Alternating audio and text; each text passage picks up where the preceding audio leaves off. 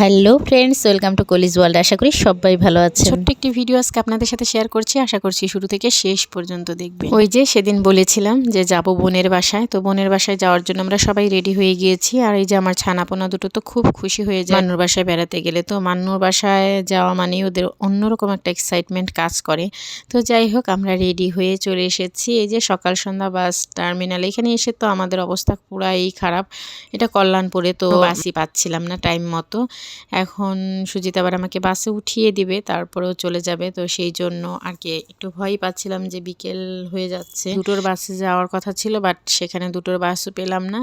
তারপর 3টের বাসও নেই, 3:30টার বাসে আমরা উঠেছিলাম। তো বাসের সার্ভিসটা খুব ভালো ছিল, খুব এসি বাস। তারপরে আবার পরিবেশটাও খুব সুন্দর। প্রাইভেট কারে গেলে তো অন্য কথা, তা না হলে আমরা এই যে সোনিয়া সকাল সন্ধ্যা এই বাসেই যাই। বাসায় এসে দেখি এই যে ছানাপোনারা দুষ্টুমি করছে। তারপরে তো আরো 2জন যোগ দিবে, 2জন মানে 4জন মিলে এমন দুষ্টুমি শুরু করে দিয়েছে।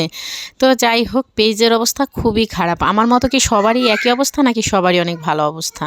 আমার পেজের অবস্থা তো একদম 12টা বেজে গিয়েছে। আসলে কোথাও বেড়াতে গেলে না এরকম হয়। আমি এই ডিসেম্বর মাসটা মনে হয় এরকমই যাবে। তারপরে জানুয়ারি মাস থেকে হয়তো আমি রেগুলারলি কাজ করতে পারবো, মানে আশা করা যায় আর কি। তারপরেও বলতে পারছি না গ্যারান্টি দিয়ে। যে একটা অবস্থা হয়েছে, আমি যে কিভাবে কি ফিল আপ করবো কিছুই বুঝতে পারি না। যাই হোক, কি আর করার, কিছু করার নেই, বেড়াতে তো হবেই। বেড়াতে গেলে অনেক সময় দেখা যায় যে নির্দিষ্ট টাইমে অনেকের কমেন্ট করা যায় না, এমনিতে কোনো কাজ থাকে না, বাট কি জন্য জানি মানে ফেসবুকেও অ্যাক্টিভ থাকা হয় না। সবার প্রতি আমার অনেক অনেক ভালোবাসা। সবাইকে তো অনেক ভালোবাসি, অনেক ভালোবেসে সবার ভিডিওগুলো আমি দেখি A to Z, মানে প্রথম থেকে লাস্ট পর্যন্ত ভিডিওটা দেখি।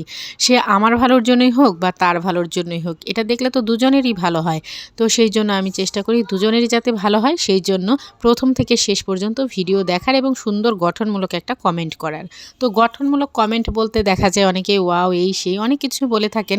তো একটা ভিডিও রিলেটেড কমেন্ট করলে কিন্তু সেই কমেন্টটা ধরে তার বাড়িতে গেলে মানে নিজের কাছে একটা অন্যরকম শান্তি লাগে, না যে সে আমার এই জিনিসটা দেখেছে, ভালো বলেছে, ভালো লেগেছে।